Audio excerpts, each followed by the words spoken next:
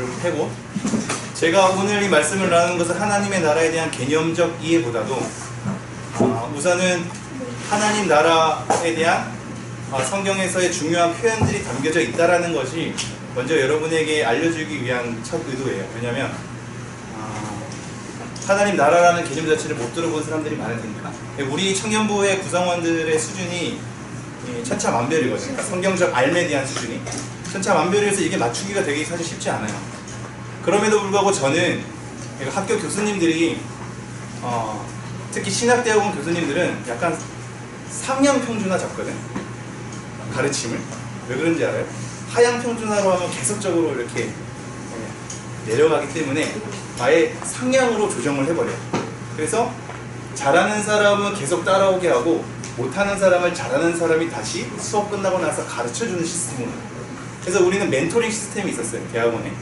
잘하는 사람들이 수업 끝나고 나서 못하는 사람들이 물어보러 오면 다시 가르쳐주고, 시험 볼 때 그 사람들, 잘하는 사람들이 나름대로 다 개념 정리한 걸 못하는 사람들은 다시 나눠. 그래서 본인들 시험 공부를 하는 거를 본인에 대한 시험 성적 잘 받는 거에 맞춰져 있지 않고 잘하는 사람이 못하는 사람을 도와주는 시스템 쪽에 있어요. 그래서 이걸 아예 상향 조정해버려요. 그러니까 교회의 가치나 이런 것도 마찬가지인데 어려워하고 힘들어하는 사람 때문에 하향 평준화하면 계속적으로 다시 떨어질 수밖에 없어요. 그래서 가장 좀 순기능은 여러 가지 수준이 달리하는 상황이라면 그래도 조금 상향 조정해서 따라가는 사람들이 못 따라가는 사람들을 다시 한번 이끌어가는 시스템이 돼야 돼요. 그럼 이게 전체적으로 살아. 근데 잘하는 사람이 못하는 사람에게 맞춰주게 된다면 잘하는 사람들은 계속적으로 불만족스럽고 못하는 사람한테 맞춰준다고 해서도 못하는 사람이 또 잘 이해하는 건 아니더라고요. 그래서 이게 다 살려면 잘하는 사람이 못하는 사람을 끌고 가서 계속 공적인 것 이외에 사적으로 그 사람이 설명해주고 이끌어주고 나눠주고. 그래서 늘 얘기하지만 우리 공동체에는 리더가 필요합니다.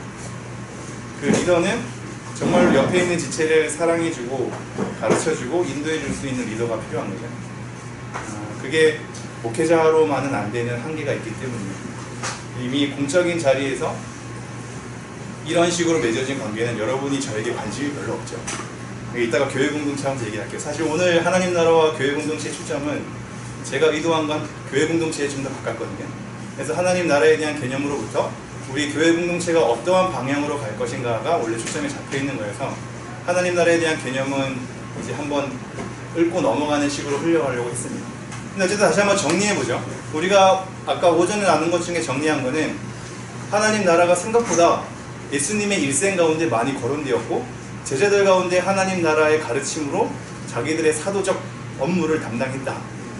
하나님 나라가 생각보다 중요한 개념이구나 를 생각해 두고, 이 하나님 나라가 그럼 신약에서부터 시작됐는가? 아니다. 구약에서부터 이미 시작됐다. 왜 구약에서부터 시작됐는가를 하나님 나라에 대한 개념으로 푼 건데, 이거 하나를 이제 이해를 하면 됩니다. 하나님 나라 정의하기가 쉽지 않잖아요. 가장 중요한 가치는 하나님의 통치와 다스림입니다. 자, 하나님의 나라는 하나님의 통치와 다스림입니다. 이거 먼저 하나 개념 정리를 해놓죠. 하나님의 나라는 뭐라고요? 하나님의 통치와 다스림. 자, 그런데 재밌죠? 베드로전서 2장 9절에 보면 너희는 왕같은 제사장이여 거룩한 나라요 하나님의 소유된 백성인이라고 부르거든요. 누구를 거룩한 나라라고 그러죠? 우리를 나라라고 합니다. 근데 잘 봐요. 백성이 빠져도 하나님의 다스림이 있기 때문에 그것은 하나님의 나라라고 했죠. 근데 우리를 하나님의 나라라고 지칭을 하는 거야. 이러한 혼재된 개념 속에 정리하기가 힘든 건 사실인데, 이게 왜 그러냐면 우리의 백성 없이, 그리고 우리가 밟는 땅 없이, 즉 이 피조 세계 없이 하나님의 존재만으로 하나님의 다스림이 있기 때문에 하나님의 나라죠. 근데 그 하나님의 나라가 하나님의 창조 가운데 피조 세계가 창조되고 하나님의 백성이 창조되었어. 이것은 뭐냐면 백성 없고 영토 없는 하나님의 다스리심 자체로 펼쳐진 하나님의 나라 가운데 영토를 하나님의 나라 가운데 초청하는 거고 백성을 하나님의 나라 가운데 초청하는 거야. 따라오죠? 하나님의 다스리심과 통치는 영토와 백성 없이도 이루어지지만, 그렇게 시작된 하나님의 나라가 영토를 창조함으로 하나님의 나라 가운데 초청하고 백성을 창조함으로 하나님의 나라 가운데 초청하는 거죠. 그래서 하나님의 통치와 다스리심을 이들이 맛볼 수 있게 하나님께서 초청을 하는 겁니다. 그래서 우리를 하나님의 나라라고 얘기하는 이유는 하나님의 다스리심을 우리가 알기 위해선 우리가 그 하나님 나라 가운데 초청이 돼야 되거든요. 그러니까 너네 자체가 하나님의 나라가 되는 거야. 우리에게는. 하나님에게는 우리 없이도 하나님의 나라인데 우리에게는 우리 존재가 있어야 하나님의 나라잖아. 그러니까 우리가 하나님의 나라가 되는 거예요. 하지만 우리보다 더 넓은 개념으로 시작된 거죠. 그래서 구약 때부터 하나님의 나라에 대한 개념은 시작됐고 영토 가운데 백성 가운데 창조를 하시고 다스리라는 하나님의 직책을 최초 인류에게 맡기면서 하나님의 나라를 경험케 하시죠. 그러나 이러한 경험은 아담과 하와의 실패로부터 계속적인 실패를 이끌어갔지만 이러한 실패 가운데서도 하나님이 계시다, 하나님이 다스리신다, 하나님이 너네들 가운데 약속하신 것을 이루신다, 하나님은 신실하시다, 하나님의 공의는 완성될 것이다를 왕과 제사장과 선지자를 통해서 계속적으로 증언했다고요. 근데 이런 증언이 실질적인 나라의 건설 가운데 자꾸 실패를 한 거죠. 그래서 이들 가운데 두 가지의 맥락으로 흘러버렸어요.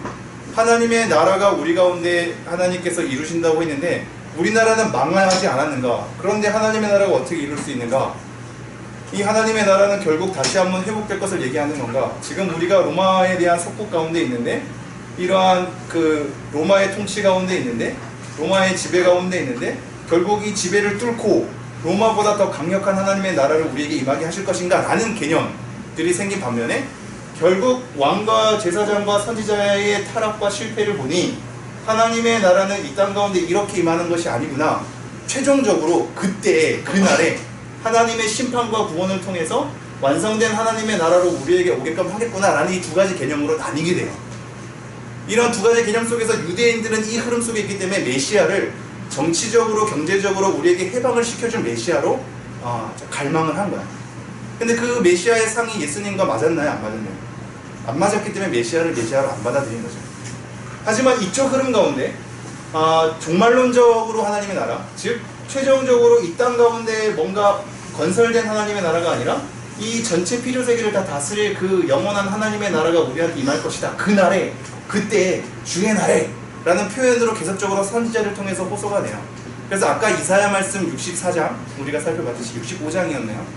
그러니까 어린 양과 사자들이 막 뛰놀고 어린이가 손을 넣어도 뱀이 물지 않는 그런 세계를 바라고 갈망을 한 거였죠. 근데 이런 세계가 심판과 더불어서 구원으로 오거든요. 이게 재림 때 이루어지잖아요. 근데 예수님이 메시아라고 오셨는데 그런 구원은 실질적으로 이루어지는 것 같지만 심판은 전혀 이루어지지 않는 이 상황 가운데 세례 요한이 의구심이 든 거지. 내가 주의 길을 예비하는 삶으로 계속적으로 살았는데 왜 이 로마의 지배는 계속 있고 나는 하나님의 나라를 예수로부터 부여받았지만 왜 나는 이런 감옥, 신세 가운데 고통을 받아야만 하는가? 내 고통을 해결하는 하나님의 공의는 어디 갔으며 하나님의 심판으로 임하는 구원은 어디 갔는가에 대해서 의구심이 생긴 거죠. 이거는 이제 우리까지로 연이어집니다. 예수님으로부터 성취된 하나님의 나라, 그래서 이미 시작된 하나님의 나라가 아직 완성되지 않았다 그랬죠. 이미 시작된 하나님의 나라가 우리 가운데 이제 예수 그리스도를 통하여서 성취가 되었고 우리는 그 하나님의 나라에 초청당해서 하나님의 백성으로 지금 삶을 시작하고 있어요. 근데 이런 개념이 굉장히 이론적이고 좀 추상적이고 약간 형이상적인 것 같은 느낌은 실제적으로 하나님 나라에 우리가 초청을 당했고 하나님 나라가 우리 가운데 펼쳐져 있고 예수님이 그것을 성취했다고 하는데 그 하나님의 나라에 들어간 것에 대한 느낌은 모르겠는 거죠. 그것을 행복으로 즐거움으로 우리가 경험이 안 되는 거죠. 그러니까 이것이 시작된 하나님의 나라라면 완성된 하나님의 나라는 얼마나 보잘것없이 느껴지겠어요. 그 완성된 하나님의 나라가 침투에 들어온 게 이 하나님 나라의 도래, 이거 시작, 이거 예수님의 성취인 건데 그것을 경험하는 우리의 경험이 굉장히 행복하지 않는 것만 같으니 이렇게 시작된 하나님의 나라로 완성될 하나님의 나라의 기대감도 떨어지게 되어 있죠. 우리가 지금 그러한 흐름 가운데 있고 그것 때문에 지금 아까 오전에 이 시간이 이걸로 좀 마무리된 겁니다. 이걸로 아까 오전 타임이 마무리된 거였는데 자, 이러한 하나님의 나라가 계속적으로 정리를 할게요. 이러한 하나님의 나라 개념이 회개와 더불어서 일어난 선포된 이유는 아까도 얘기했듯이 심판 때문인 거였어요. 하나님의 나라가 도래할 때에는 공의로움에 대한 심판이 있기 때문에 이 심판에서 용서함을 받고 구원의 상태로 이르기 위해서는 회개가 필요하거든. 그래서 회개하라 천국에 가까웠느니라로 얘기한 거죠. 이 가까웠다는 표현도 왜 그런지 알겠죠? 아까 그 도표를 봐봐요. 완성된 하나님의 나라가 예수와 함께 이 땅 가운데 침투에 들어오잖아. 그러니까 예수님이, 그러니까 약간 그림이 이런 거야.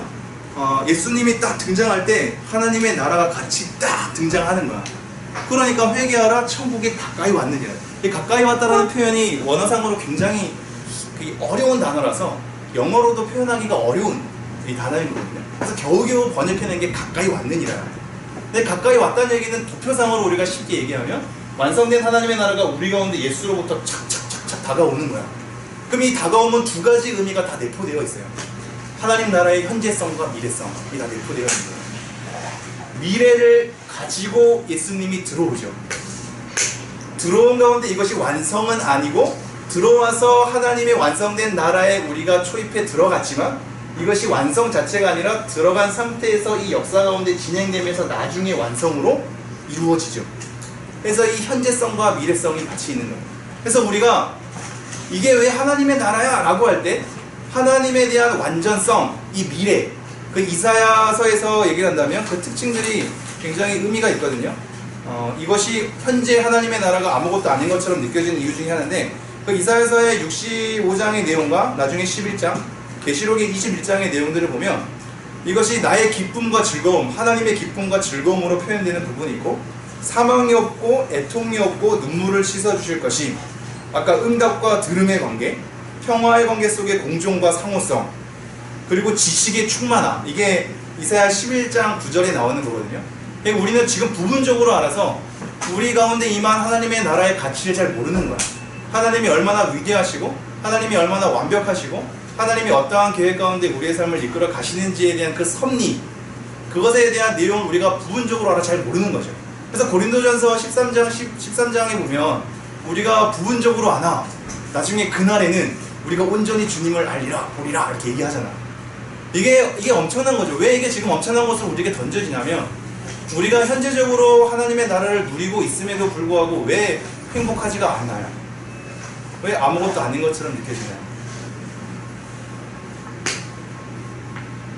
그것은 우리가 이 땅 가운데 누리는 삶이 지금 이 땅의 가치와 하나님의 가치가 껴있기 때문에 이 껴있는 상태에서 우리가 사실상 소망하고 욕망하는 것은 세상 나라의 방식에 가깝기 때문이에요.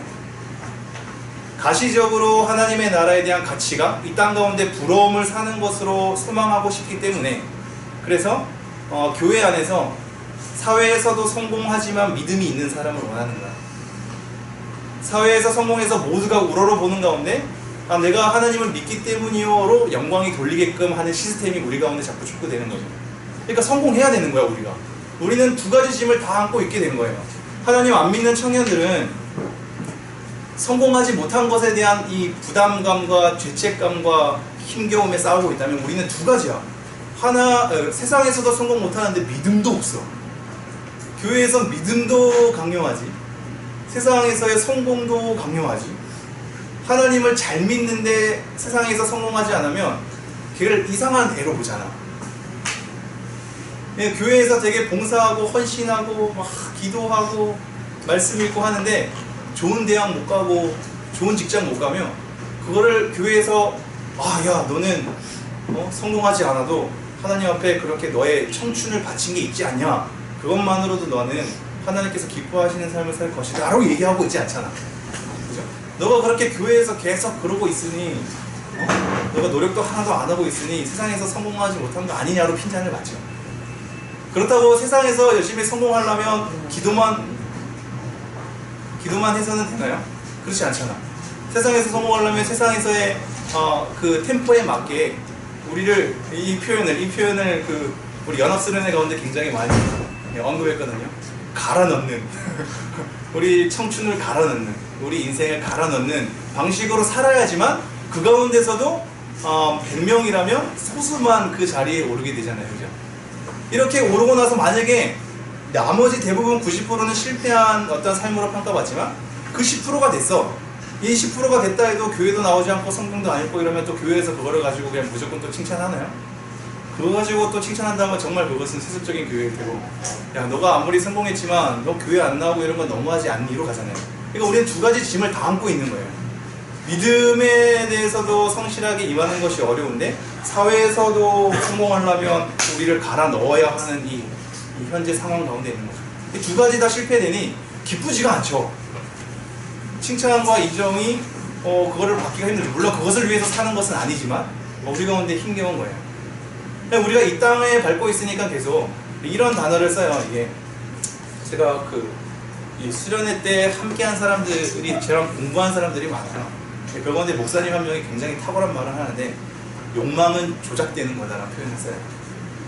이게 뭐냐면 우리가 관계하는 사람이 되게 중요한데 여러분이 어떤 사람이랑 관계하느냐에 따라서 여러분의 욕망이 조작되어져요. 이 조작된다는 표현을 여러분 잘 묵상해봐요. 여러분의 욕망이 조작되면 여러분이 살고 싶은 것, 여러분이 살아내고 싶은 방식, 여러분이 꿈꾸고자 하는 것, 비전이 조작될 수 있어요. 제가 이거 예전에 한번 얘기한 적이 있는데 여러분의 꿈과 비전을 교회에서 파악을 하면 대부분 그 사람들이 그것을 선택하는 건 주위 관계 때문에 대부분 그걸 선택해요. 제가 예전에 고아원 사역할 때 있잖아요. 고아원 사역 지금은 애들이 다 다른 길을 갔지만 어쨌든 중고등학교 때 너의 장래 희망은 뭐니? 너의 비전은 뭐니? 하면 거의 고아원의 90%는 사회복지사였어요. 왜냐면 거기 사회복지사 선생님들이랑 살고 있거든. 그 삶을 보니 자기 삶을 또 돌이켜보니 그거에 대한 걸음을 걷는 것이 이제 내 욕망 가운데 들어오는 거죠. 그러니까 내가 내 주위에 어떠한 삶을 겪고 어떠한 가족의 경험을 하고 어떠한 관계를 맺느냐에 따라 내가 바라고 욕망하는 나의 삶이 달라져요. 그래서 관계는 되게 중요해요. 어떤 사람이랑 관계하느냐에 따라서 내 욕망이 조작되기 때문이에요. 그래서 여러분의 지금 욕망은 수많은 관계와 수많은 경험에 따라 조작이 되어 있어요.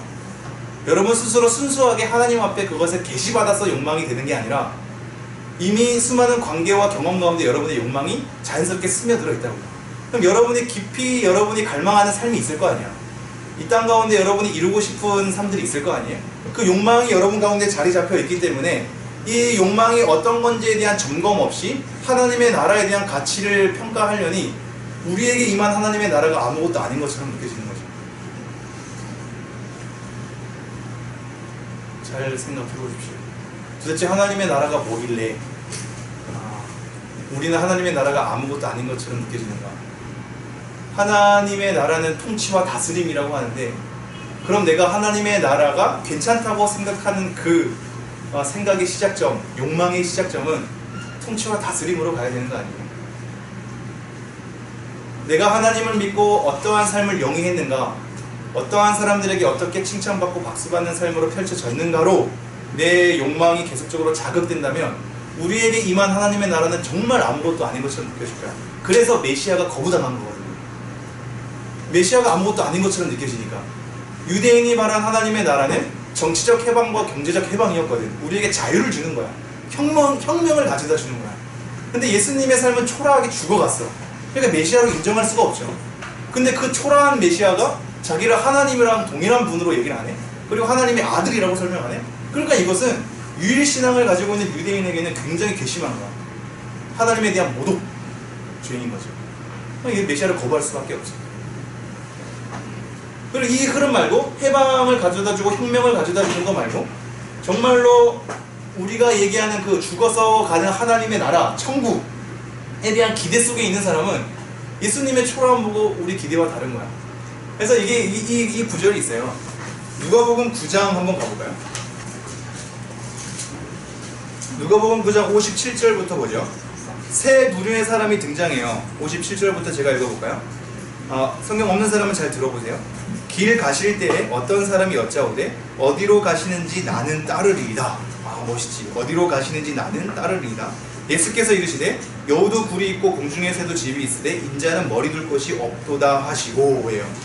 자, 어디로 가시는지 나는 따르리이다 라고 지금 굉장히 제자의 삶으로서 고백을 하잖아. 근데 예수님이 뭐라고 얘기하냐면 여우도 굴이 있고 공중의 새도 집이 있으되 인자는 머리 둘 곳이 없도다 라고 끝내. 이 말의 의미는 뭔지 알아요? 너가 지금 나를 따르라고 하는 너의 욕망은 나를 따랐을 때 얻어지는 삶의 결과에 대한 기대가 있는 거야. 즉 예수님이 뭔가 대단한 기적을 베풀었거든.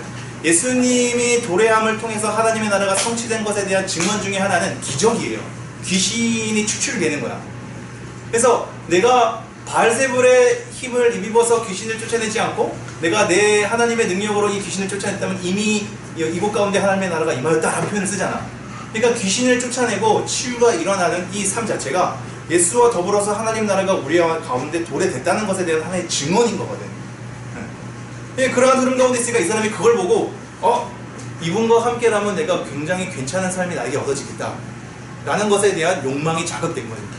그래서 예수님 따르겠다고 하면 어디를 가든지 내가 예수님을 따라가면 내 삶이 예수님의 권능과 능력에 의하여서 괜찮게 풀어질 거라고 생각이 되는 거예요. 여러분, 이러한 의도로 우리 교회 가운데 발걸음을 뗀 사람들은 그 결과가 어떻게 될까요? 이거는 성공해도 문제고 실패해도 문제야. 그러한 욕망으로 우리 교회 가운데 왔는데 갑자기 막 사업이 잘 되고 엄청나게 번성해. 그러면 역시 그 사람은 이렇게 간증이 돼요.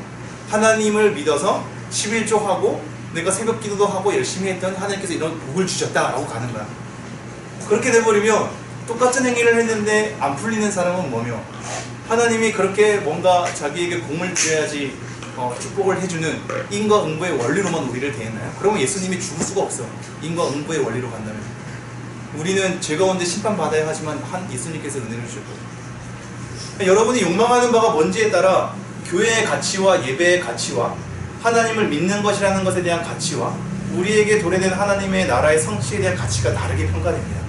즉 우리가 현재적으로 임한 하나님의 나라에 대한 평가가 우리는 어떤 것을 욕망하고 있는가, 나는 하나님의 나라를 어떻게 쳐다보고 있는가에 따라서 내가 하나님의 나라를 누리고 있는 건가 아닌 건가에 대한 판가름이 나는 거죠. 두 번째 사람은 이렇게 얘기합니다. 또 다른 사람에게 나를 따르라 하시니 그가 이르되 나로 먼저 가서 내 아버지를 장사하게 허락하옵소서 라고 얘기해요. 이건 이제 우선순위의 문제인데요. 이게 제가 어떤 책을 보니까 결정과 결단에 대한 단어의 다름을 얘기하더라고요. 결정은 뭐냐면 수많은 선택지 가운데 우리 마음속에서 내가 어떤 걸 선택해야 될까에 대한 부분이라면, 결단은 뭐냐면 내가 이제 이렇게 하지 않으면 이렇게 될 수밖에 없는 절박한 상황 가운데 하나를 할 수밖에 없는 거야. 지금 이것은 결단의 문제인 건데, 예수님께서 나를 따르라고 할 때는 결단의 문제예요. 결정의 문제가 아니에요. 수많은 선택지 가운데 예수님이 따르라는 말이 괜찮은지 내 삶을 한번 점검해 볼게요. 내가 지금 그렇게 해야 되는지를 한번 살펴볼게요. 그리고 나서 충분히 고려한 다음에 따라 볼게요가 아니라 이렇게 선택을 안 하면 예수님을 거부하는 삶에 대한 두 가지 길 중에 하나의 걸음인 거예요. 이걸 결단으로 표현하거든요.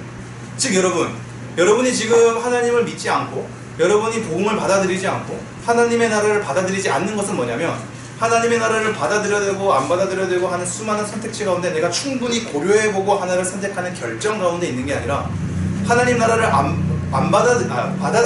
하나님을 따라가지 않는 건 하나님의 나라를 받아들이지 않는 적대적 거부 가운데 있는 거야. 이해가 될까요? 이게 어떤 이들 가운데 부담이 될 수 있지만 그래도 계속 한번 잘 헤아려 보죠. 그러니까 하나님을 안 믿는다는 게 우리의 관계 가운데서는 당연히 그럴 수 있기 때문에 넉넉히 받아들여야 되지만, 어쨌든 하나님 입장에서는 하나님을 안 믿는다는 게 괜찮을 수 있는 선택지가 아니라 본인 스스로가 거절당한 거야. 하나님 입장에서는. 이해가 되죠? 하나님 입장에서 우리 가운데는 수많은 하나님 안 믿는 사람과 섞여 살고 있죠. 그래서 그들에 대한 기다려줌이 있어야 되고, 그들이 하나님 안 믿는 것에 대해서 우리가 굉장히 막 몰아붙이거나 협박하거나 겁박하거나 이래서는 안 되죠. 우리는 충분히 그들과 관계해야 되고 끝까지 하나님을 안 믿는다 할지라도 그들과 사랑해야죠. 그것이 선한 사마리아인의 비유 중 하나이니까요.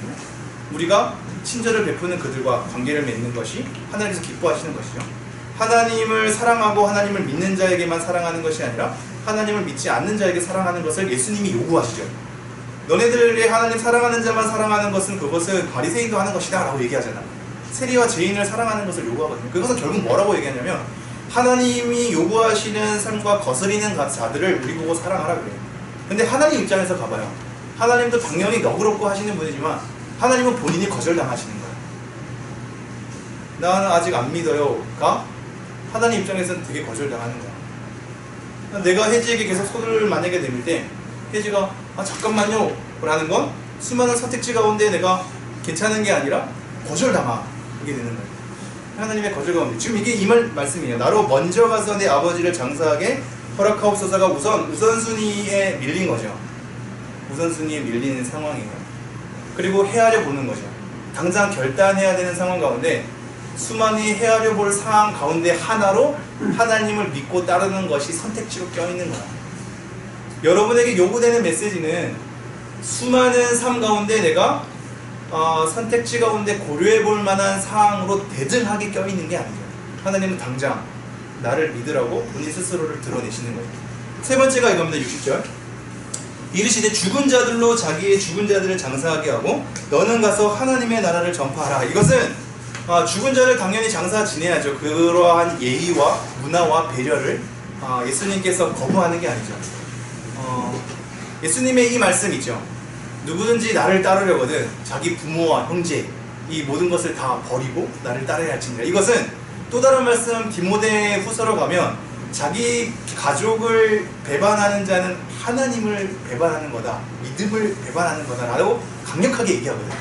이 두 가지가 모순처럼 느껴지나 지금 그렇지 않은 게, 이것도 사실상 전체 하나님의 가치를 바라볼 때 가족을 내팽겨치라, 가족과 분쟁을 일으켜서 너는 그냥 하나님을 선택해서 가족을 버리라고 얘기하고 있는 맥락은 아니에요.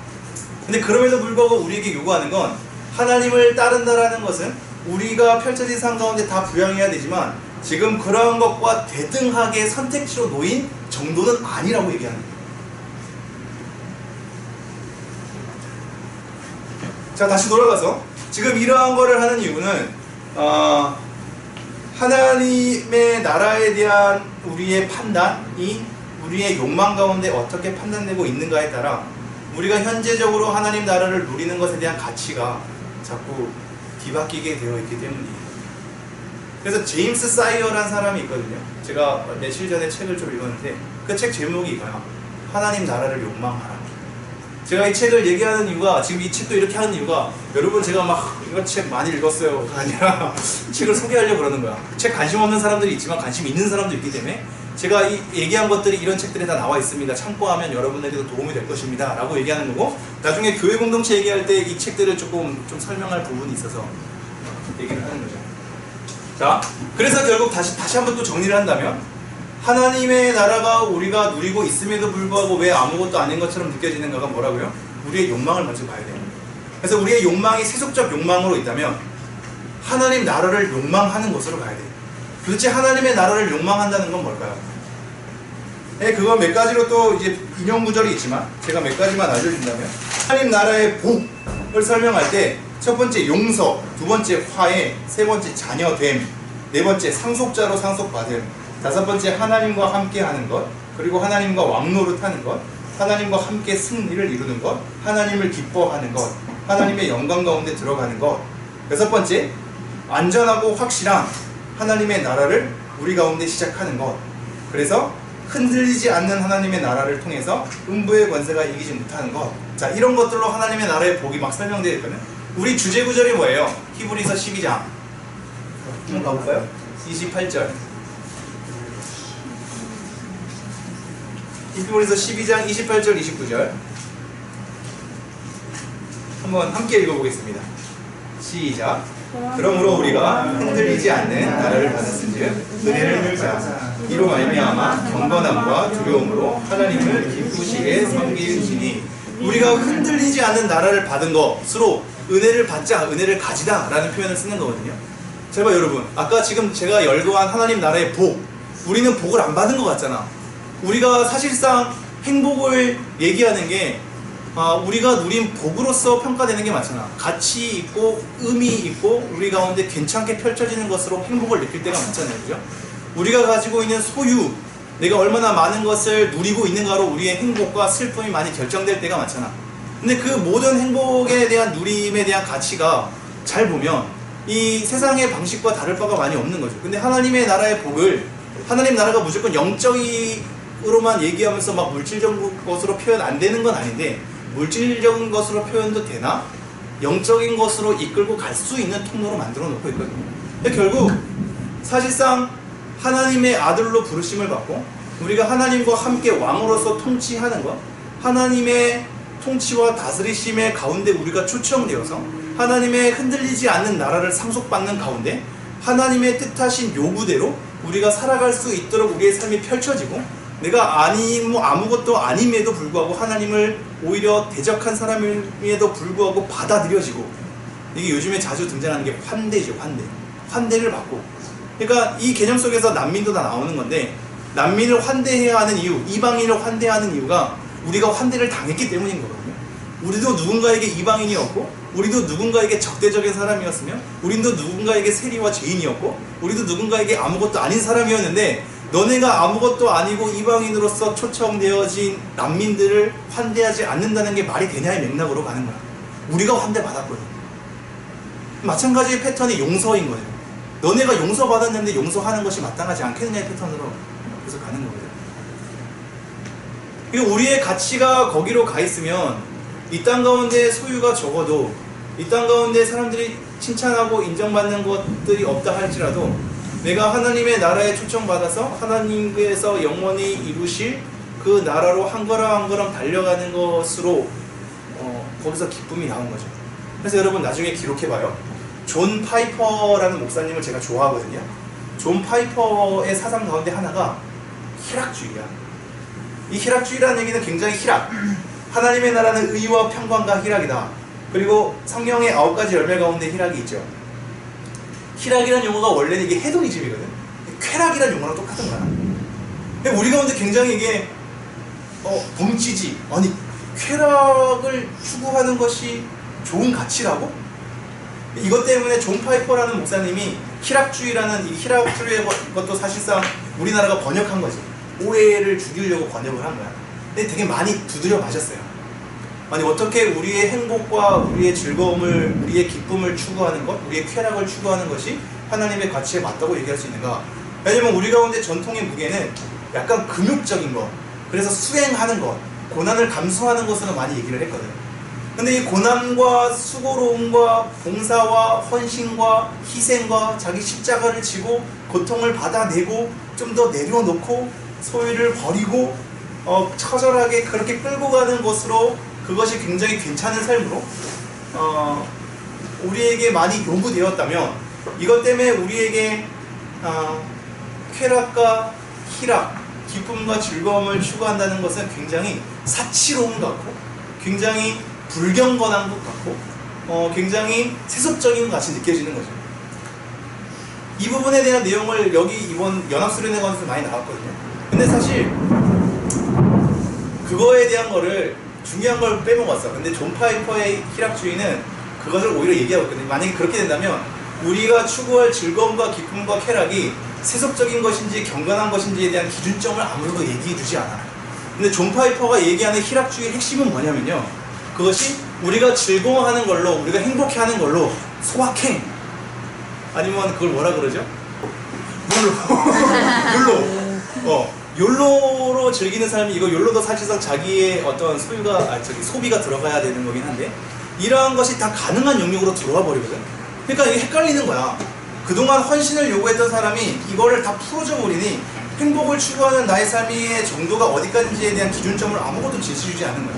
근데 존 파이퍼가 얘기하는 희락주의의 핵심은 뭔지 알아요?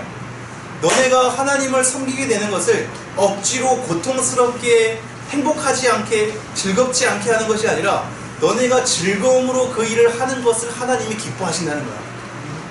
우리가 찬양하고 예배하고 이렇게 성경 공부하는 거, 물론 여러분 가운데 기쁨이 안 될 수도 있겠죠. 어떤 이들이 힘겹고 예배가 막 귀찮고 막 졸리고, 그 졸린 자신을 보면서 막 또 다시 죄책감 들고 막 이럴 줄. 근데 하나님이 요구하시는 것은, 그러한 율법적 잣대로 너가 고통스러우면서 겨우겨우 그 자리에 껴있어서 하나님 내가 그래도 이 자리에 껴있으니까 저 상금 내려주실 거죠가 아니라, 너가 기뻐하는 마음으로 그걸 해야 하나님께서 그것을 기쁨으로 작용하는 거기 때문에, 우리에게 기쁨으로 하는 것이 그래서 중요하다는 의미에서 희락주의를 얘기하는 거예요. 근데 우리가 이렇게 성경 공부하는 것, 예배하는 것, 찬양하는 것이 우리에게 사실상 기쁨으로 하나님께 드려져야 되는 것이 우리의 첫 번째인 거야. 그래서 당신의 인생에 제일 되는 목적은 무엇입니까? 라고 웨스트민스터 신앙고백서 1문이 얘기할 때 답은 하나님을 영화롭게 하고 그 다음이 중요해. 영원토록 우리가 그를 기뻐하는 거거든요.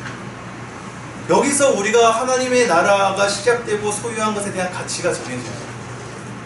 이 예배함, 하나님을 경외함, 하나님 나라에 들어옴, 하나님과 더불어 살아냄, 그래서 하나님의 통치 가운데 있음, 하나님의 영원히 흔들리지 않는 나라를 상속받음.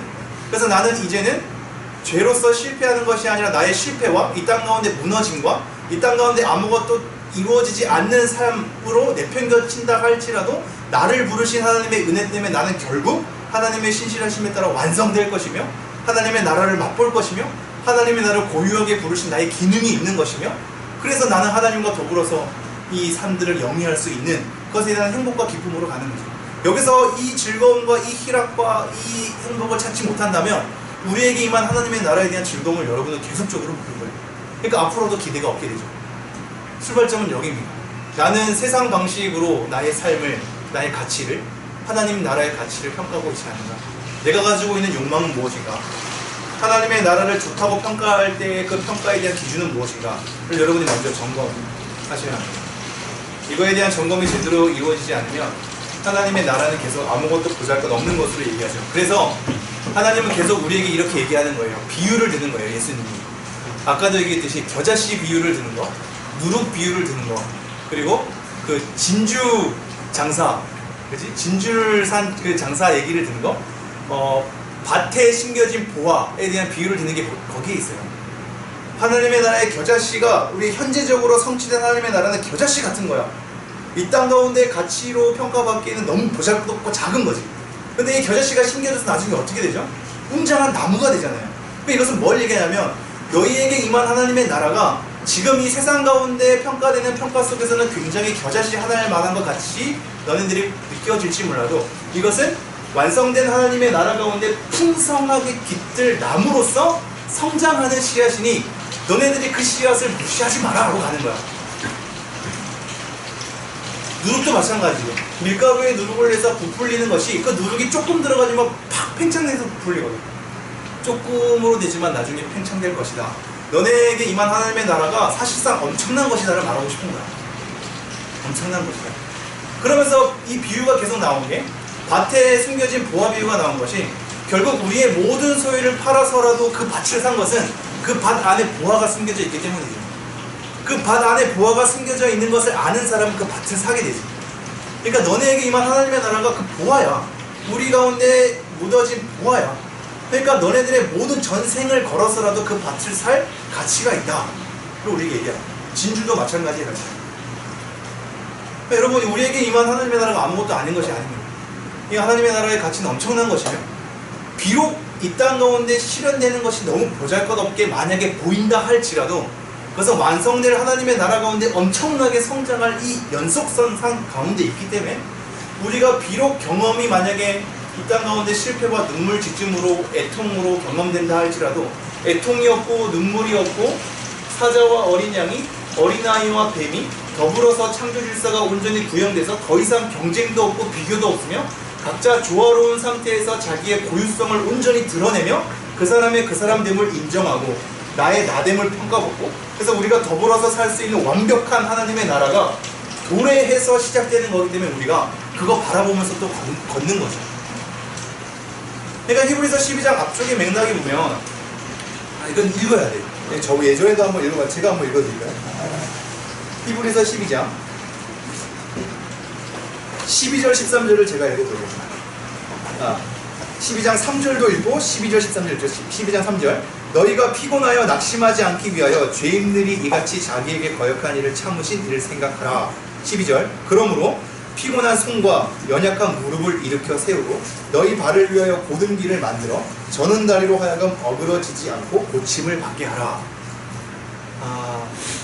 이것 때문에 참고 인내하면서 우리가 걸어야 될 가치가 자꾸자꾸 약속으로 보장되어 있는 거예요. 제가 여러분과 관계하고 하면서 또 제가 교회 사역을 하면서 또 하나님의 사람으로 살아내면서 아무리 하나님의 나라가 이 땅 가운데 임해서 너무나 가치롭다고 생각하지만 당장의 아내와 나의 또 경제에 대한 것 때문에 오게 되는 그 언쟁들, 아이들을 늘어내는 것에 대한 양육 방식들, 이걸로 다툼이 있게 되고 그 가운데 어려움을 토로하게 되고 그런 상황 가운데 있을 수밖에 없거든요.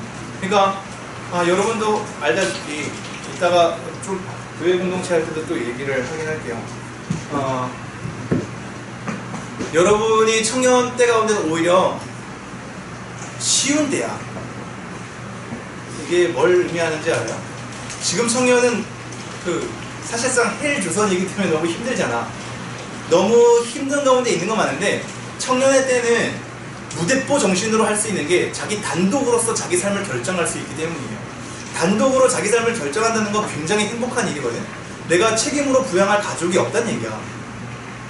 물론 부모님이 있고 하지만 사실상 나 단독자로서 내 인생을 내가 결정하고 펼칠 수 있죠. 그런 가운데 자유로움이 있잖아. 그렇기 때문에 극단적인 선택을 할 수도 있는 기회가 청년의 때에 주어지죠. 그러니까 예수님이 나를 따르라 할 때 모든 거 버리고 따를 수 있는 단독자로서의 삶이 우리 가운데 지금 펼쳐져 있죠.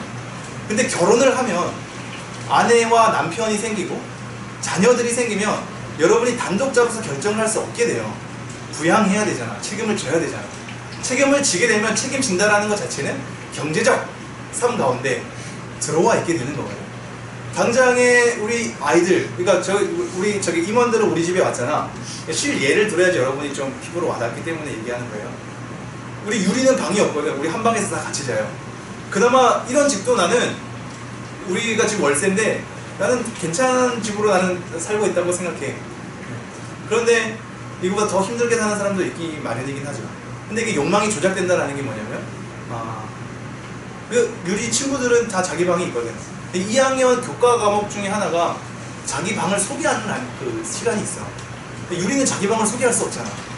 거기서 오게 되는, 어렸을 때부터 오게 되는 비교와 압박이 이제 주어지게 되거든. 근데 거기서 이제 부모는 욕망하게 돼 있어. 유리가 다른 애들보다 기죽지 않게 살려면 이렇게 방을 만들어줘야 되는 거야. 아내가 아내 학부모들 가면 이제 학부모들이 견제하거든, 서로. 아마 여기 또 우리 주은이는 언니를 통해서 또 여러 가지 얘기를 들을 수도 있어. 너네는 아직 모를 수 있지만 학부모들 가면 옷을 쫙 빼입어야 돼. 무시당하고. 옷을 쫙 빼입으려면 브랜드가 있어야겠지. 그거는 세상에서 그렇게 가치만, 백 하나 괜찮은 걸 들어야 돼. 거기 우리 집 온 사람들이 있지만 그 옆에 리첸시아라고 있어요. 리첸시아는 120평 정도거든, 집이. 집안에 기둥이 있어. 화장실이 우리 집만 해. 엄청 크단 말이야. 거기에 오는 사람들은 또 학교 이제 애들 데려다주고 나올 때마다 가방이 매일마다 바뀌어. 루이비통은 기본이란 말이야. 샤넬 이런 걸로 다 가지고 다닌단 말이야. 거기에서 우리 아내가 에코백을 들고 간다고 생각해봐요. 어떻게 될 것 같아요? 굉장한 무대뽀 정신 없으면 그거 힘들어요. 그 아내가 그것 때문에 눈치 보고, 아내가 눈치 보는 건 사실 그 사람들에게 인정받으려고 하는 게 아니라 괜히 내가 이런 초라한 행사로 가면 저 사람들이 우리 애까지 무시하지 않을까, 선생님도 우리 애에 대해서 관심을 안 갖지 않을까, 이것 때문에 부모님들이 다 힘든 거거든. 그거를 배려하려면 브랜드 가방 하나 있어서 아내의 길을 펴줘야 되나를 생각할 수밖에 없어요. 이러한 삶 가운데 침투에 들어오면 여러분, 우리의 욕망은 계속적으로 조작되죠. 여러분이 결혼하게 되면 결혼에 대한 수많은 웨딩 촬영, 결혼식, 수많은 것들은 정보를 모르게 되어 있거든요. 그 정보 가운데 여러분의 욕망이 조작돼요. 내가 결혼식을 어떻게 하겠다가 수많은 주변의 사람들의 조언을 통해서 욕망이 조작된다는 거예요. 그 속에서 수많은 가치가, 청년의 때 예수님을 따르겠다는 고백이 얼마나 보잘것 없었는지가 여기서 드러나. 출산으로 드러나고 교육하는 걸로 드러나. 출산을 어떻게 하고 아기를 어떻게 낳고 아기를 어떻게 기르는지에 따라 청년 때 단독자로서의 결정이 얼마나 허무맹랑해지는지를 여기서 경험하게 돼요. 여러분이 지금 얘기하는 건 정말 아무것도 아닐 거예요. 여러분이 지금도 아무것도 아닌 걸로 고백한다면 결혼하고 나서 더 그럴 거예요. 물론 지금 제가 결혼을 비혼주의자도 있기 때문에 결혼을 한다는 거를 당연한 전제로 하는 건 아니지만, 제가 이제 결혼을 했기 때문에 더 얘기를 하는 거예요. 그러한 삶이 우리 가운데 펼쳐지고, 여러분 가운데서도 이미 다 펼쳐지고 있죠. 여러분의 가족으로 돌아가 보면 수많은 비교가 있으니까. 지금 얘기하는 건 하나님의 나라가 시작되었고 그것이 가치가 있다면, 그리고 하나님이 우리를 하나님의 나라로 부르신 거잖아. 부르신 것은 하나님의 나라의 백성답게 사는 것을 요구하는 거거든요. 이 하나님의 나라의 개념이 왜 중요할까요? 우리에게 이 시점 가운데 왜 중요할까요? 우리가 지금 이해하고 있는 복음이 우리가 다니는 교회 위주로, 예수님 위주로만 이해한다면 예수님의 고난과 죽으심, 부활로 끝나고 교회에 다니는 것으로 끝날 거야. 근데 하나님의 나라가 우리 가운데 이 용어상 중요한 이유는, 우리 시점 가운데 중요한 이유는 하나님의 나라잖아. 하나님의 나라는 모든 영역을 포함하는 거거든. 여기 있다 저기 있다 하지 말지니라고 하는 것은 시공간에 제한받는 것이 아니란 거야. 우리가 하나님의 통치와 다스리심 가운데 하나님을 바라보고 있으면 그 하나님 나라 된 백성에게 그 나라가 임하는 거야. 사실상 이 모든 것이 하나님의 나라잖아요. 통치와 다스리심이잖아. 그런데 아까도 얘기했죠. 모든 것이 하나님의 통치와 다스리심인데 우리를 그 통치 가운데 초청하신다고. 그래서 그 백성에게 하나님의 통치와 다스림을 경험하게 하신다고.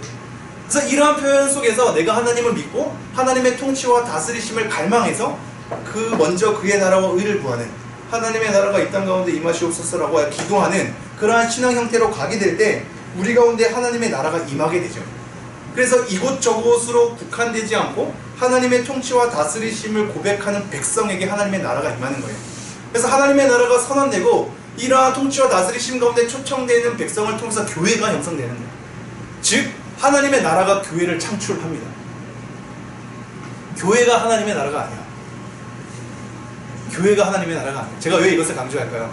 우리의 신앙의 패턴은 교회를 오고 예배 드리고 교회에서 봉사하고 끝나잖아. 근데 이것이 하나님의 나라로 퍼지게 되면 교회는 하나님의 나라의 영역 가운데 하나구나야.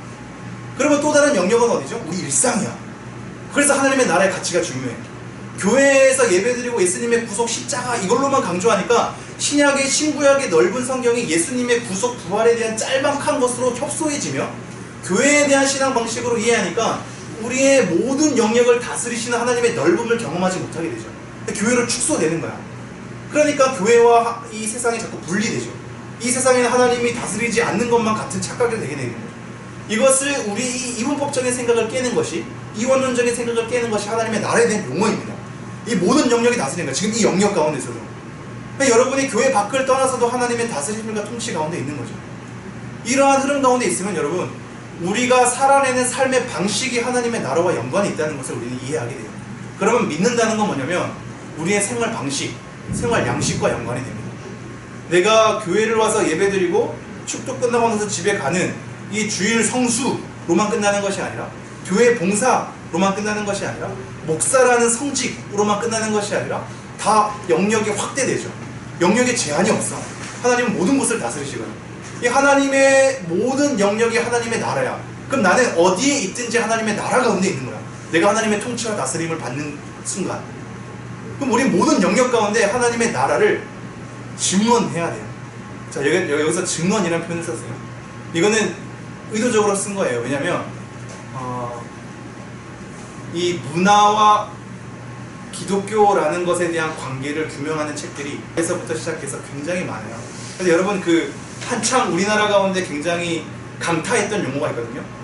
트랜스포메이션. 뭐지? 이거 봐.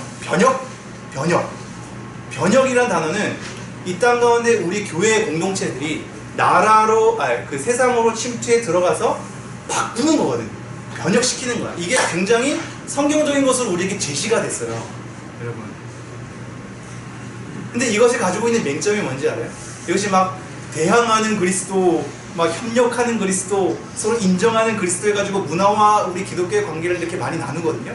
그래서 우리는 뭐 인정해야 된다, 아니면 우리는 들어가야 된다라고 하는데, 변혁도 우리가 교회 공동체가 밖으로 나가서 뭔가를 세상을 변화시켜야 된다는 것으로 굉장히 긍정적 요소가 있지만, 변혁 자체가 공격성을 가지고 있거든요. 뭔가 바꿔야 되고 뜯어 고쳐야 되는 것으로 갖고 있어요.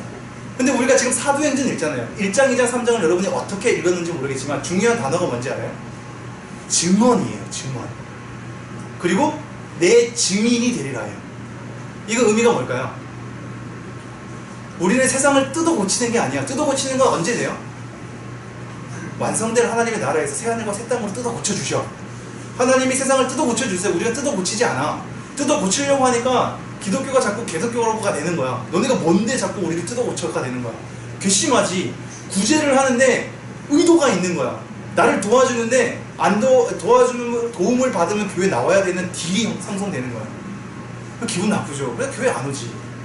내가 그거 안 받고 말지, 안 먹고 말지. 뭐하러? 내가 교회를 가야 된다는 것에 대한 은근히 그런 의도로 온다면 너가 나를 대하는 구제가 순수하지 않다. 넌 목적이 있는 것이 아니냐.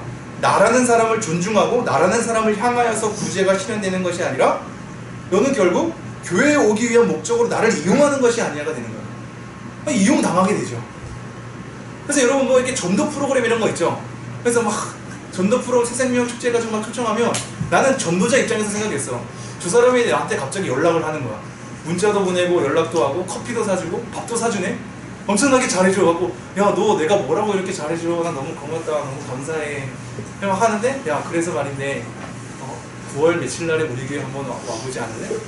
딱 왔어. 왔는데 저기 떡하니 내 이름이 적혀있네. 전도 대상자 탁탁탁탁. 야 너가 그동안 나한테 했던 배려와 관심이 이거 하려고 한 거였냐? 굉장히 기분 나쁠 것 같은데 나는. 그러지 않아요? 그러지 않을 수도 있죠. 기분 안 나쁜 사람도 있겠죠. 어떤 사람은 기분 나쁠 거예요. 그래서 이러한 것에 대한 전도 방식이 계속 성공할 수가 없는 이유가 여기 있어요. 사랑을 파는 거야. 구제를 파리하는, 구제 파리하는 거예요. 근데 결국 예수 파리하는 거예요. 자, 다시 한번 가죠.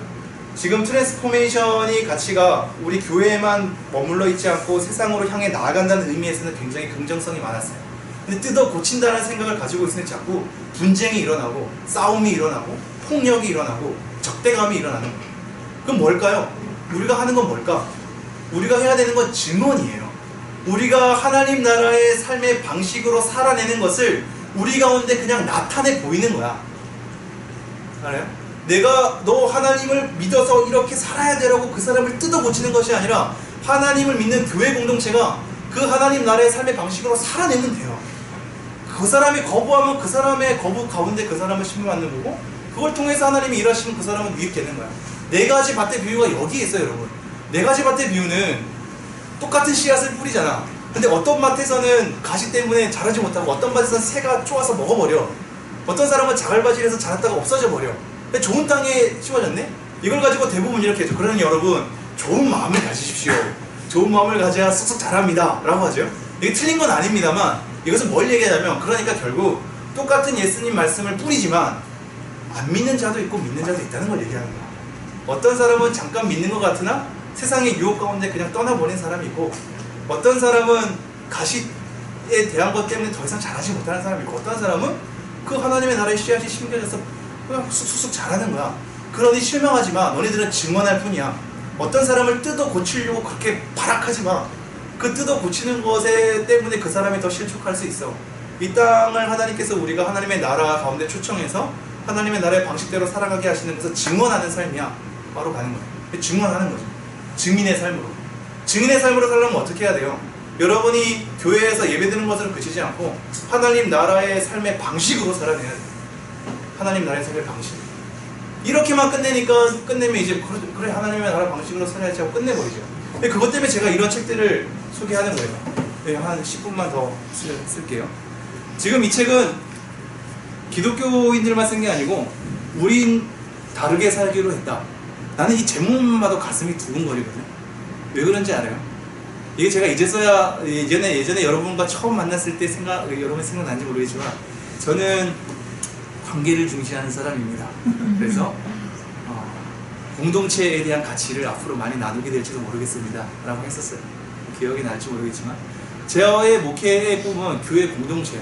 지금 교회는 그냥 공동체가 아니에요. 교회는 그것보다 더 큰 개념이에요. 하나님 나라가 제일 큰 개념이고 하나님 나라가 교회를 창출한다 그랬죠. 이런 교회 가운데, 수많은 교회 가운데 공동체로서의 부르심을 받은 사람들이 있어요. 자, 이게 우린 다르게 살기로 했다의 공동체고, 여기 보면 하워드 스나이더, 이게 생태 공동체거든요. 여기 보면 브루드호프 공동체라고 있어. 이 사람들 지금 미국에서 살고 있고, 스위스에 보면은 스위스의 프란시스 셰퍼 라브리 공동체라고 있어. 라브리 공동체는 내가 추구하고 싶은 맥락 중에 하나, 늘 그렇게만 가고 싶지 않지만 거기는 기독교인, 비기독교인, 그리고 모든 인종, 모든 성별, 모든 사람들이 모여서 허심탄회하게 질문하고 서로 그 답을 찾아가는 약간 토론 공동체라고 봐도 돼요. 서로 맨날 얘기하고 질문받고 같이 삶을 찾아가고, 그래서 같이 이것을 구현해낸 것이 오늘 우리나라의 속초에 라브리 공동체가 있어요. 그리고 재미나게 또 다른 방식으로 살아내는 예수원이 있지. 예수원의 대천덕 신부는 헨리 조지의 사람의 사상을 받아서, 제가 예전에 여러분 가운데 회심할 때 한번 나눈 적이 있었는데, 토지 공개념 들어봤죠? 토지 공개념 들어봤어요? 그러니까 간단하게 얘기하면 이거야. 원래 땅은 하나님 거잖아.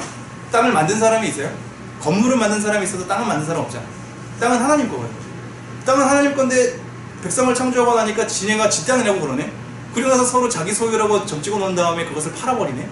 그래서 그 땅의 가치를 본인들끼리 많이 높여가지고 그것에 대해서 부자가 되고 하네.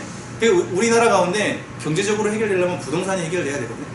이 부동산이 해결되지 않는 이상 경제적으로 우리가 균등한 공동체를 이룰 수가 없게 돼요. 그래서 이것을 변혁을 일으킨 것이 희년이라는 제도예요. 희년은 49년, 50년 가운데 본인의 원래 속했던 땅을 다 돌려주는 거예요.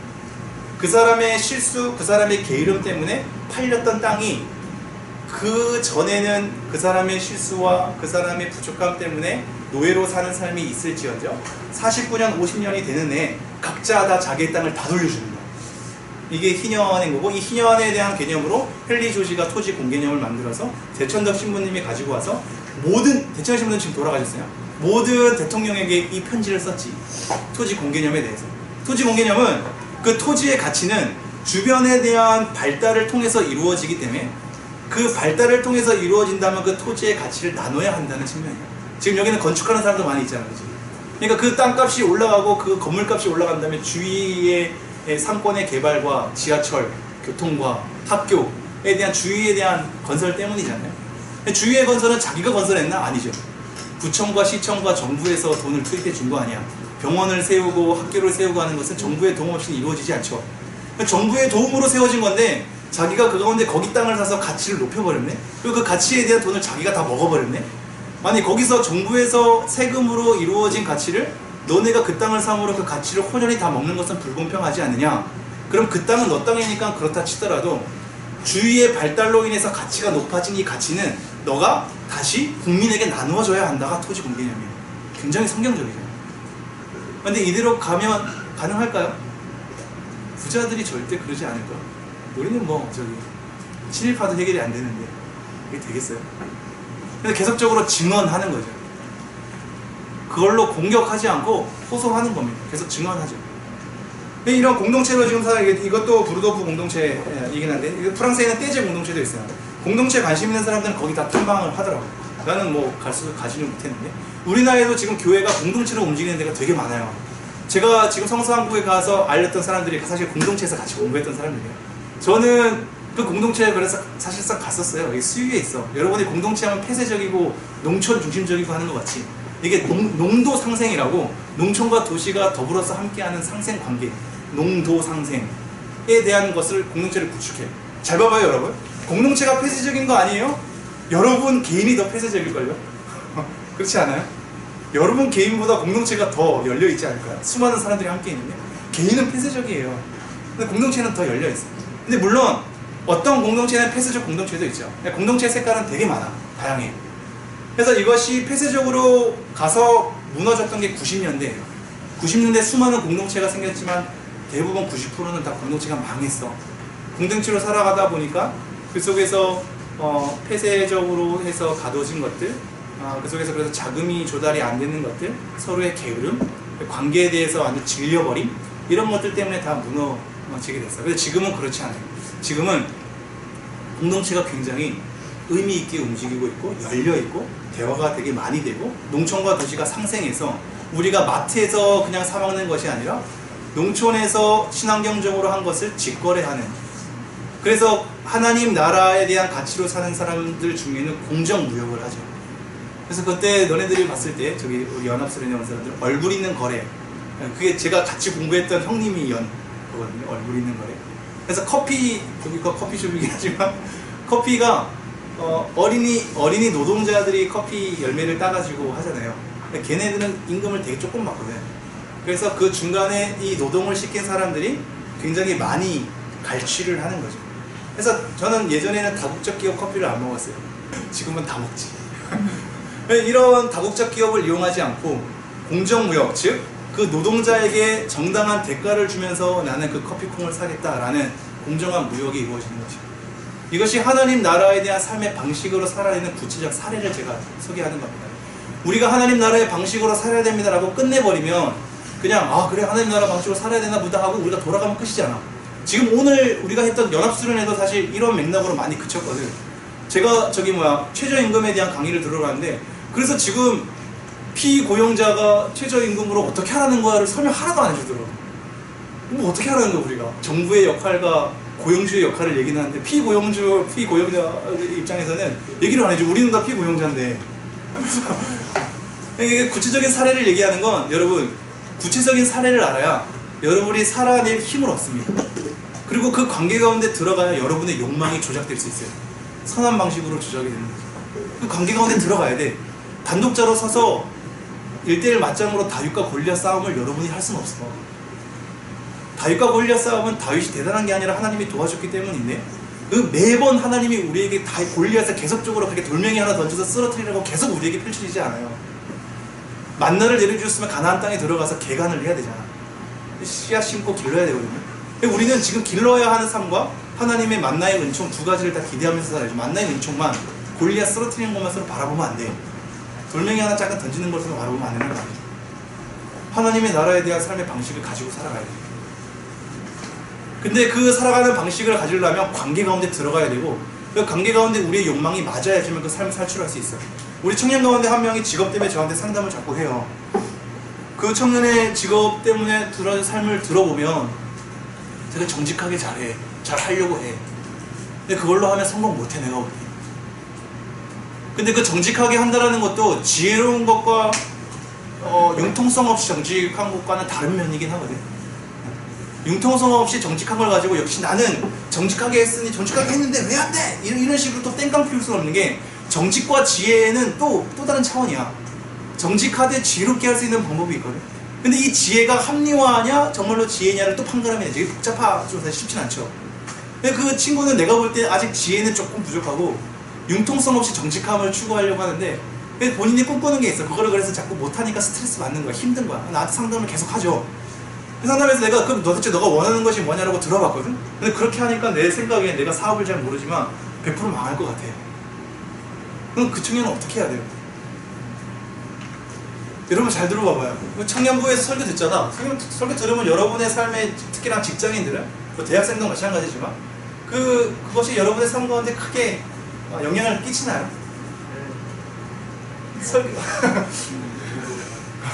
설교 가운데서도 무슨 내용인지 잘 모르는데 그 내용을 예배 끝나고 가면은 사회에서 좀 기억이 나요. 잘 안 나잖아요. 그죠? 그 기억에 나게 해야 될 관계 가운데 있어야 되고, 그 관계 가운데 자기가 뜻하는 가치들을 계속 창출해내야 되거든요. 그게 교회 공동체에 해야 될 역할이고. 그래서 제가 뭘 얘기하냐면 이거예요, 여러분. 현재 교회는 제가 더 큰 개념이라고 그랬죠. 공동체적 부르심보다 더 큰 개념이야. 그러니까 현재 교회는 공동체적 부르심은, 여러분, 정말로 그거에 대한 가치와 헌신과 희생이 따라야지만 되는 거예요. 근데 우리 교회를 봐봐요, 현대 교회를. 그럼 그렇게 공동체적으로 삶의 가치를 만들어내지 않는 교회는 교회가 아닌 거야? 아니죠. 교회죠. 그죠? 하나님 믿지 않고 별 더러운 일이 다 생기는 교회도 교회야. 그 가운데 하나님 믿는 사람 있고 믿지 않는 사람이 섞여 있어. 가시적 교회는 그럴 수밖에 없거든. 그래서 가라지와 알곡이 섞여 있잖아. 제자들이 얘기하죠. 저 가라지 다 없애버릴 거야, 다 뽑아버릴 거야? 그러지 마라. 나중에 재림할 때 뽑아야 된다. 왜냐면 지금 뽑다가 알곡도 다칠까 겁난다, 이거. 그러니까 지금의 현재 교회는 굉장히 큰 개념인 것이, 믿는 자와 믿지 않는 자, 때로는 그 가운데 거짓 선지자까지 다 뒤섞여 있어요. 이것을 그냥 다 마냥 가려내서 너 교회 공동체에 있을 자격이 없어, 다 쫓아내버려라고 얘기하고 있지 않아요. 교회는 엄청 큰 개념이에요. 우리가 생각하는 것보다 더 큰 개념이에요. 지금 당장의 가라지처럼 보인다 할지라도 그 사람이 알곡일 수 있어. 그러니까 지금의 평가로 가라지 뽑지 말라는 거야. 알곡이 다치니까. 지금의 알곡처럼 보이는 사람이 있는데 그 사람이 사실 가라지일 수도 있어. 이 교회는 큰 개념이야. 그치, 같이 가야 돼. 근데 이 가운데 공동체적 부르심을 가지고 있는 교회들이 있어요. 브루드호프 공동체처럼, 라브리 공동체처럼, 떼제 공동체처럼, 지금 여기 우린 다르게 살기로 했다라고 있는 공동체처럼, 이런 삶으로 걸어가는 사람들이 있는 거죠. 이러한 삶으로 걸어가는 사람들은 같이 삶을 공유해서 같이 가치를 만들어내고, 그 사람이 고백하는 신앙의 고백을 서로 지킬 수 있도록 삶의 관여와 책임을 하죠. 여러분 한번 잘 생각해 보십시오.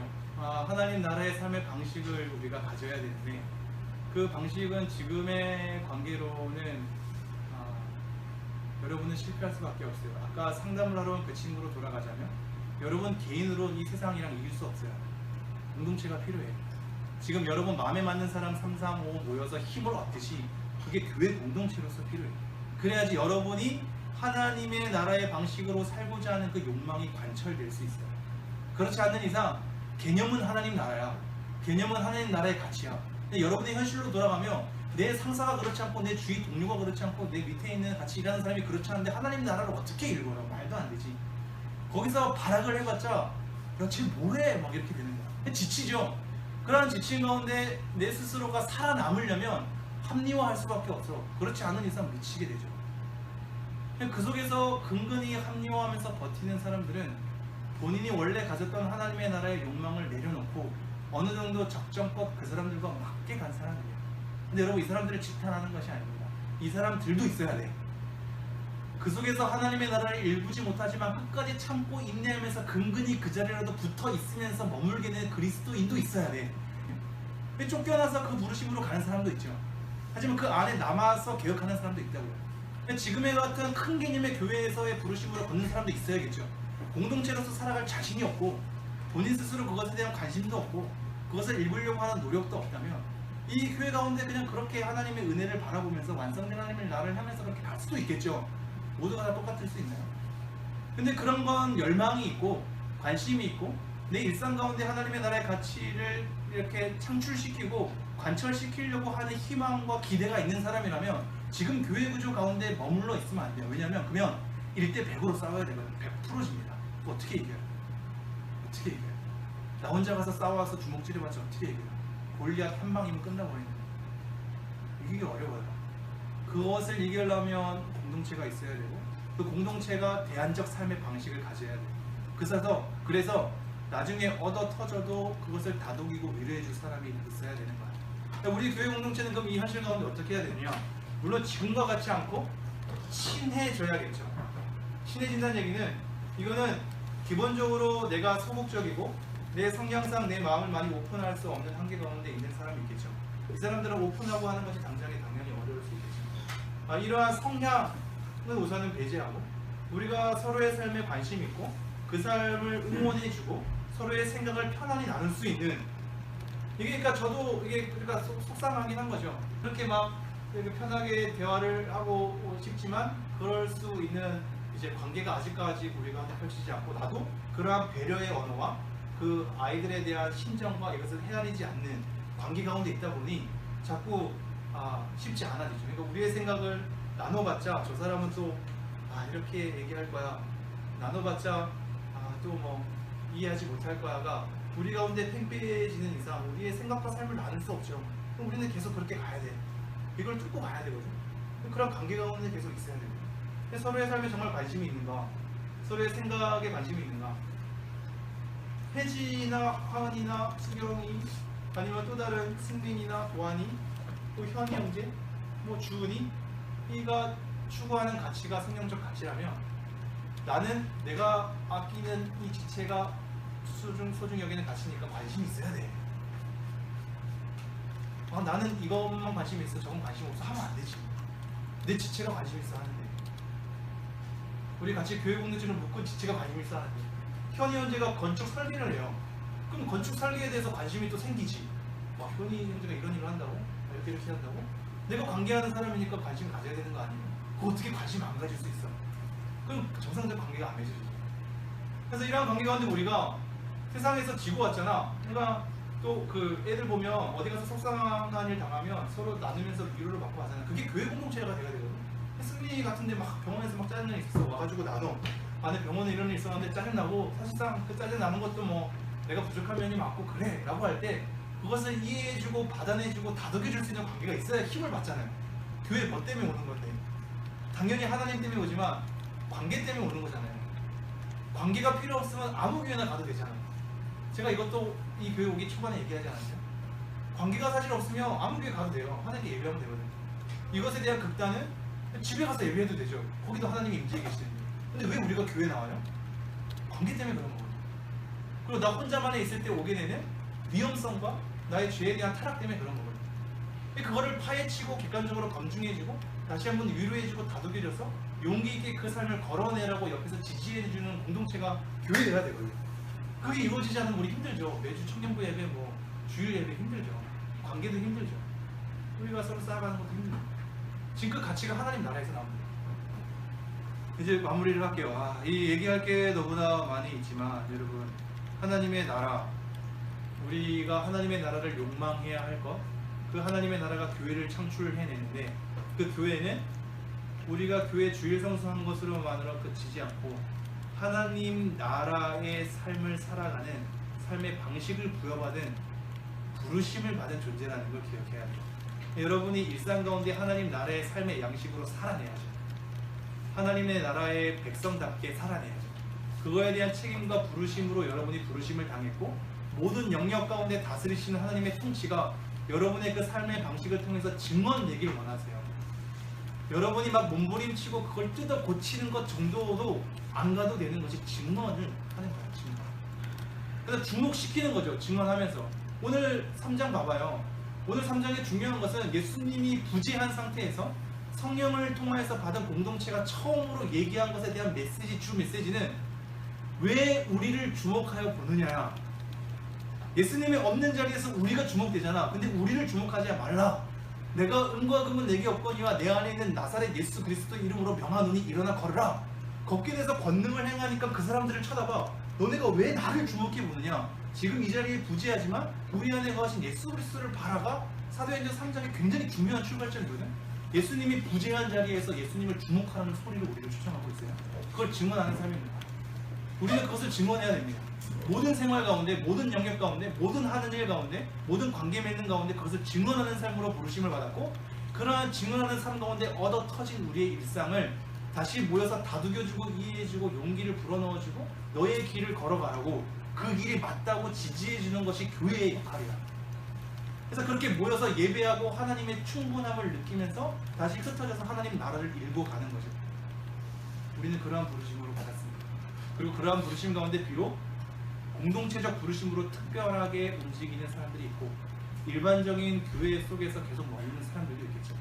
여러분이 어떠한 부르심으로 걸어가는 것이 맞는지는 여러분의 부르심 속에 하나님께서 또한 이끄실 겁니다. 그러나 이 두 개는 분리되어 있지 않고 연결되어 있어요. 서로의 삶 가운데 도전받게 되게 되어 있어요. 그래서 수도원이 있을 수밖에 없는 이유는 둘이 분리된 게 아니라 수도원적인 삶이 우리 가운데 영향을 주고 이 가운데 너네 공동체, 너네만의 색깔, 너네만의 인원, 너네만의 구성원이 다가 아님을 더 큰 교회 공동체를 통해서 깨닫게 하시는 거야. 그러니까 폐쇄적이 될 수 없는 거야. 이 두 가지는 상호 연대 속에 있습니다. 연대 속에 묶여서 하나님의 크심을 보는 거야.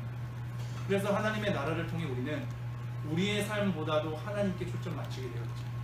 우리의 구원보다도 하나님의 성실하심과 이루심에 초점 맞추게 되어 있는 거야. 어떻게 하나님의 통치와 다스리심이 우리 가운데 일궈져 갈 것인가, 나는 어떠한 순종의 삶으로 내 삶의 양식을 일고 갈 것인가를 여러분이 충분히 좀 헤아리고 고민하고 그 관계 가운데 다시 한번 여러분의 욕망을 선하게 일고 가면서 우리가 교회 공동체가 좀 더 괜찮았으면 좋겠네요. 제가 기도 잠깐 하겠습니다.